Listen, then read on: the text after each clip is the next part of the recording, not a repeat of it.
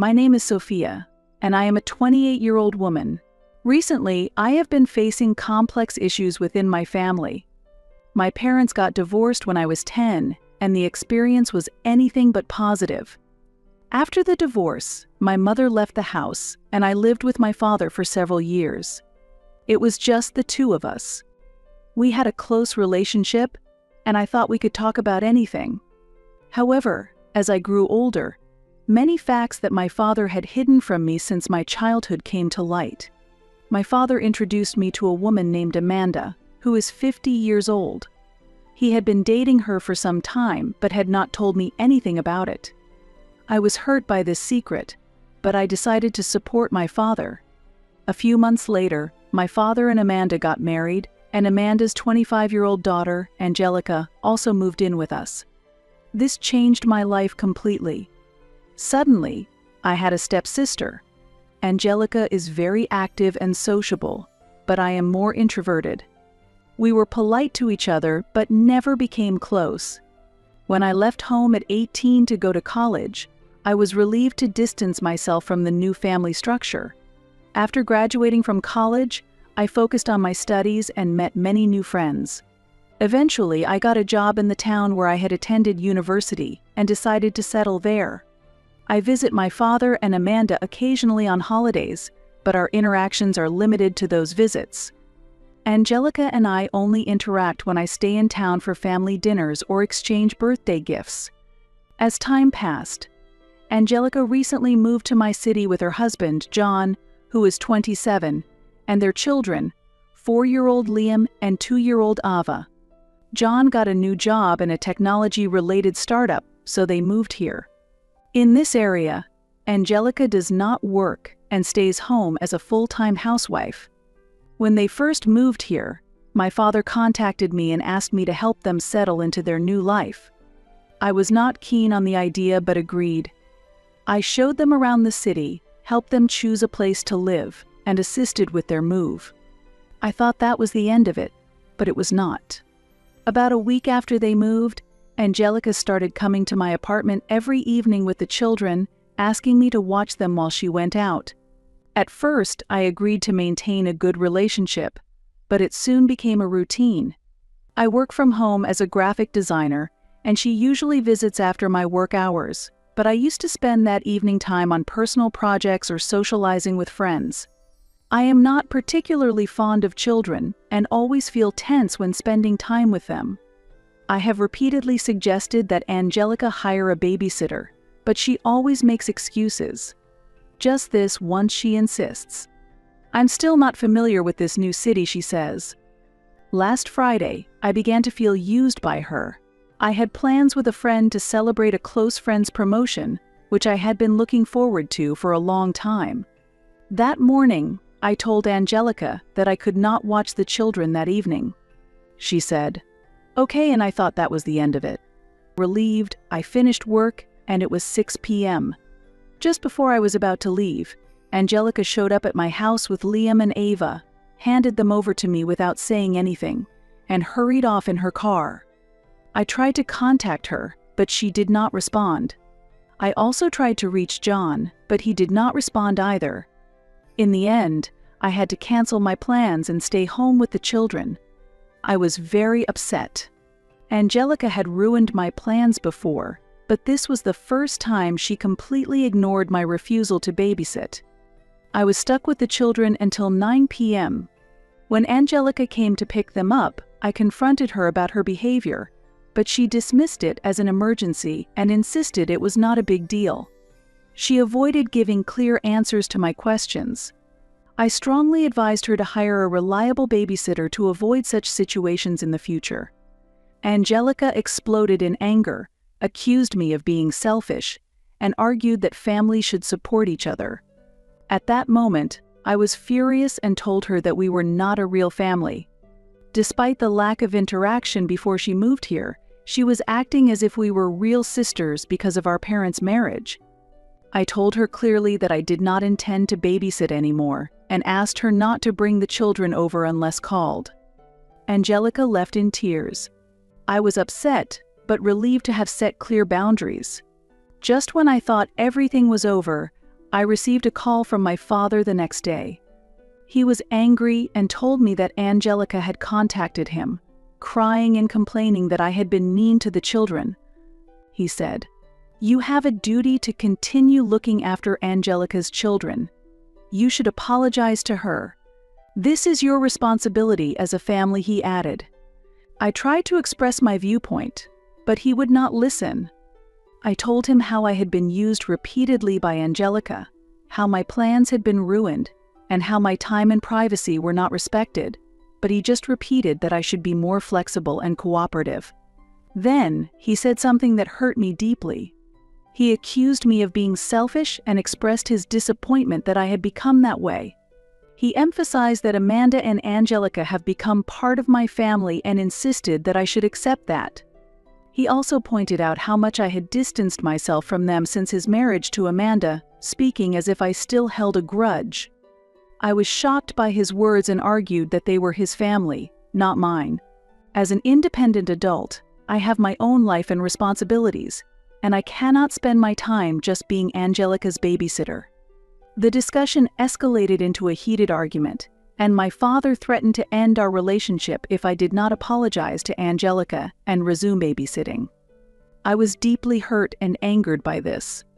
I asserted that I am independent and do not need financial support from my father. Moreover, if he truly chooses to cut ties with me, it just shows that we were not as close as I thought. After ending the call with my father, I received messages from Amanda and other relatives. They criticized me for being unfair to Angelica and argued that I should show more understanding towards a young mother struggling in a new city. I also received accusatory calls from some aunts about the deteriorating family relations. Although there was no direct contact from Angelica herself, she posted on social media that families should support each other, quoting words that define family not just by blood or sisterly relationships. Her actions seemed clearly aimed at making me feel guilty. I am confused about whether I am in the wrong. I believe it is unfair for Angelica to expect me to babysit for free at any time, and I feel that the threats from my father are unjustified. However, I have doubts about whether I have been too harsh on Angelica. Amanda is not truly my family. I am tormented by guilt and wonder if I should have been more tolerant towards Angelica. Maybe I should have made more effort to deepen our relationship when we were younger. Still, I harbor anger and resentment, feeling that my opinions and boundaries are not respected. After my parents' divorce, I emphasized freedom and learned to rely on myself. I studied hard in school, earned scholarships in college, and built a career to ensure success. I am not accustomed to coexistence, and honestly, I do not want to feel responsible for being relied upon. Yet, I genuinely care about Liam and Ava, and I cannot remain indifferent to this situation where they bear no responsibility. I do not want the children to feel rejected, but having a family member who does not want to babysit is not in their best interest. I have discussed this issue with friends, and opinions vary. Some think I am too harsh, while others suggest I should build a better relationship with Angelica. I believe in setting boundaries, and Angelica has the right to them. Uncertain about how to proceed, I am torn between apologizing and standing my ground. This situation has become overwhelming, and I cannot find a solution. I hope not to sever ties with my father, but I also do not want to be exploited. Through this situation, I am questioning many things about family and myself. Am I truly selfish as my father suggests, and perhaps I still harbor unresolved feelings about his remarriage? Maybe I should have built a closer relationship, and I continue to contemplate how to handle my long-term relationship with Angelica and what it would have been like if my mother were here. Since the divorce, contact with my mother has been sporadic as she lives a nomadic life within the country. I can only guess what she might think about this. I feel overwhelmed. 2 weeks have passed, and the situation has only become more complex. I have made the decision to stand my ground. I have not apologized to Angelica nor resumed babysitting duties. As a result, tensions within the family have escalated. Communication with my father has completely ceased, and Angelica continues to post sarcastic messages about our family's false values and the significance of nieces and nephews on social media. Previously, I used to talk to my father at least once a week, but at that time we have no contact. I reassure myself that this is the best course of action and that I am setting appropriate boundaries, yet my heart still aches. My stepmother, Amanda, has tried several times to mediate and bring about reconciliation between Angelica, my father, and me, saying she understands my position. She says that families often need compromises, but I feel my feelings are being dismissed. I am focusing on my work and taking on additional tasks. To forget about the family issues, I have also started freelancing projects. I have increased my visits to the gym and started a new hobby of painting. Engaging in creative activities amidst the busyness provides me some solace. Last week, an unexpected event occurred that changed everything. While working at a local cafe, I heard a familiar voice. It was John.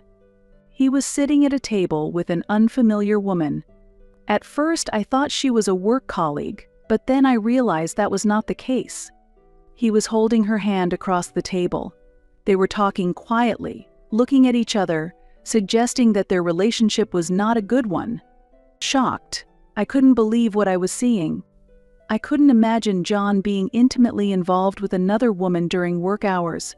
Confused and unsure what to do, I debated whether to confront him or take a picture as evidence, but in the end, I left the cafe without taking any action.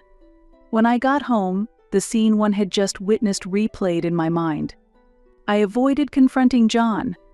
I debated whether to tell Angelica about this fact, but I wasn't sure she would believe me. Our relationship was already shaky, and accusing her husband of infidelity could have worsened the situation. I pondered this issue all day and into the evening of the next day. Then I received a call from Angelica, but I almost didn't answer, thinking it was another babysitting request. However, something made me pick up the phone. Angelica was crying and asked to visit my house.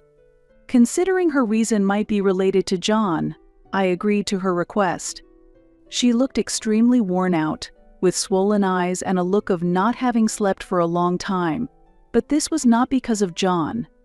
Angelica confessed that she had lied about having important errands when she left her children with me, and she revealed that she was undergoing treatment for postpartum depression and anxiety disorder.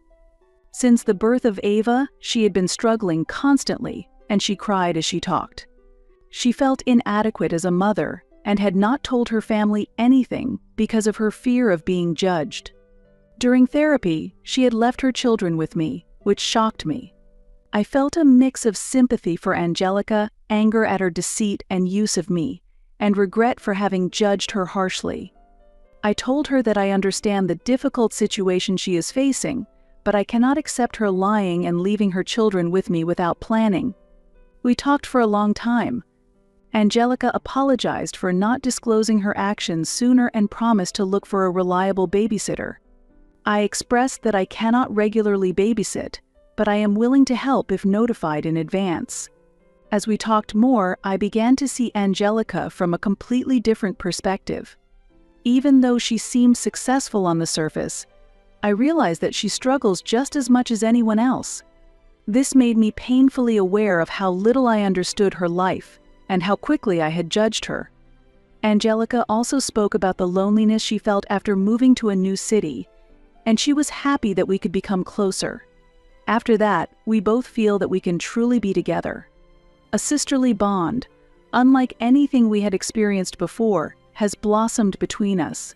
She apologized for being too forceful and for not respecting my boundaries. I also shared my feelings with her, talking about the alienation I felt after my father's remarriage and the difficulties I faced adjusting to the new family. We exchanged stories from our childhoods and shared memories and perspectives we had never discussed before. We were in the middle of repairing our relationship. I debated whether to tell Angelica about John's actions, and ultimately I chose to tell her the truth. I carefully explained the incident at the cafe. Angelica's reaction was not what I expected. She did not react with surprise or anger, but began speaking calmly. I already knew about what John was doing. It turned out that the woman John was secretly meeting was actually his half-sister. John was adopted as a child and had only recently found his biological family. He had not been ready to tell Angelica or anyone else in the family, as he was meeting his half-sister secretly. He was worried about how this fact would affect his adoptive parents and other family relationships. While I was relieved that John was not having an affair, I felt uncomfortable that he had deceived the family. I pointed out to Angelica that if everyone had been honest from the start, this situation could have been avoided. Angelica agreed and said she would discuss with John the need for more openness in the family. She also promised that our relationship would be more open in the future. We ended the day feeling lighter. The next day, I contacted my father and shared how Angelica and I had resolved our issues. I intend to continue my relationship with Angelica and will look after the children as needed, but I also made it clear that my limits must be respected. Surprisingly, my father understood, apologized for his previous reactions, and acknowledged that he had been putting pressure on me. We vowed to improve our communication and respect each other's boundaries. We also discussed the past. We had a difficult conversation about how his remarriage affected me and how we had drifted apart over time. It seemed like we were finally addressing a topic we had avoided for years.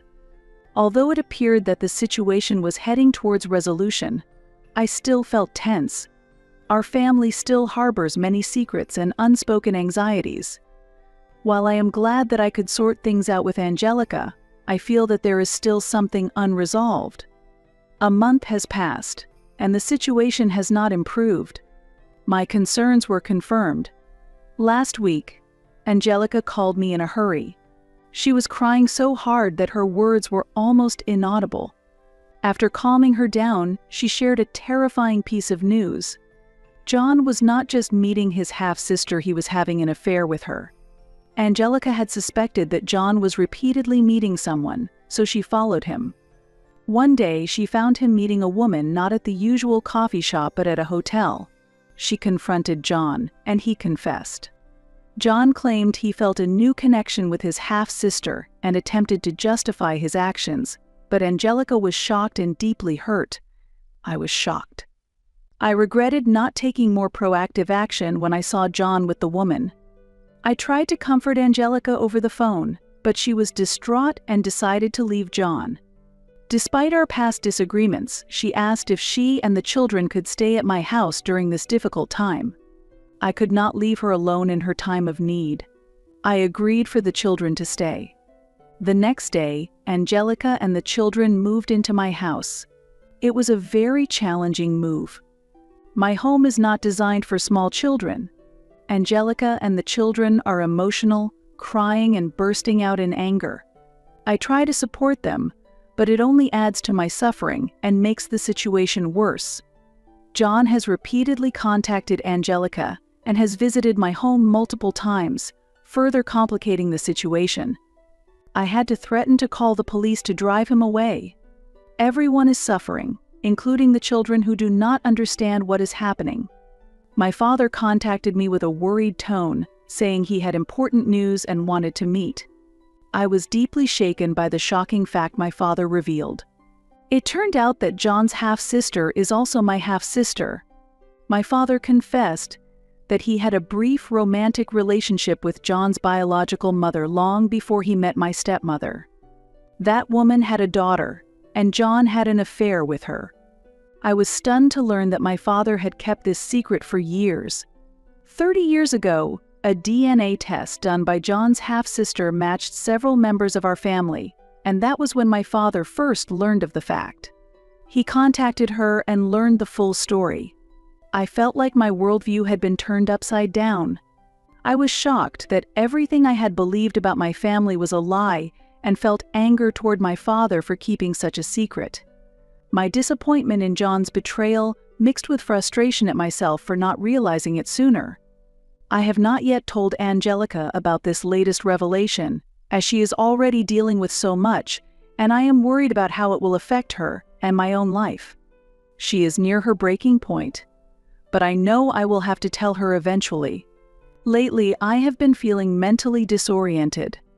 I am trying to support Angelica while also coming to terms with the emotions stirred by the discovery of my new sister. I have taken time off work to deal with these issues, but I am unsure how much longer I can endure. I am considering therapy to help solve all these problems and trying to spend my days as calmly as possible. I reached out to a few friends for support, but it was difficult to explain that my brother-in-law was having an affair with his hidden half-sister. How do you even begin to explain something like that? It feels like an over-the-top drama. With so many things to consider: Angelica, the children, John's custody issues, and my half-sister, I was overwhelmed and unable to cope with everything. Still, I am doing my best to provide Angelica and the children with a stable environment, despite my own turmoil. I have also tried to take care of myself. I have been keeping a journal to sort through my emotions and engaging in activities I enjoy. 3 months have passed. Much has changed. I eventually told Angelica that John's mistress is our half-sister. She was devastated once again, but it was the closure she needed. She filed for divorce and obtained a restraining order against John. The legal process has been complex, but Angelica has handled it with grace. Angelica and the children stayed with me for about a month, but then she found her own small apartment and started working part-time at a local bookstore. She is slowly finding her own way to live her new life. This experience has brought us closer than ever. I occasionally babysit Angelica's children, but only under the conditions I set, and Angelica respects my boundaries. We have not yet reached out to our half-sister, and it's unclear when or if we will be ready. Her existence, along with John's actions, makes it difficult to establish a relationship with her. I still feel tension with my father and harbor anger toward him. We have had several difficult conversations about the important secret he kept hidden for so long. These talks have challenged trust, honesty, and the impact of his decisions. My father has been seeing a therapist to confront his shame and figure out how to rebuild trust with the family. Progress is slow, but we are moving forward. I am also in therapy, which has helped me process my emotions and set healthy boundaries. I am learning the importance of prioritizing my mental health. Amidst this crisis, I reconnected with my mother, reaching out to her after everything was revealed. I needed to talk to someone who wasn't personally involved. We had a heartfelt conversation. My mother has been a constant source of emotional support. We are working on rebuilding our relationship, and I am truly happy to have her back in my life. Then, I decided to take a break from everything. I needed some time away from the family conflicts and to embark on a journey of self-discovery. I spent a month in Hawaii. The experience broadened my perspective. While I care about my family, they are not everything. The people who truly matter are the ones who respect your boundaries and do not force you to sacrifice your ideals or happiness. I cannot predict the future of my family. Rebuilding trust will take time. For now, I am focused on my healing and personal growth. I am reevaluating what family means to me and surrounding myself with people who bring joy into my life. I keep in regular contact with Angelica, and she is focused on her children and her new job, regaining her health.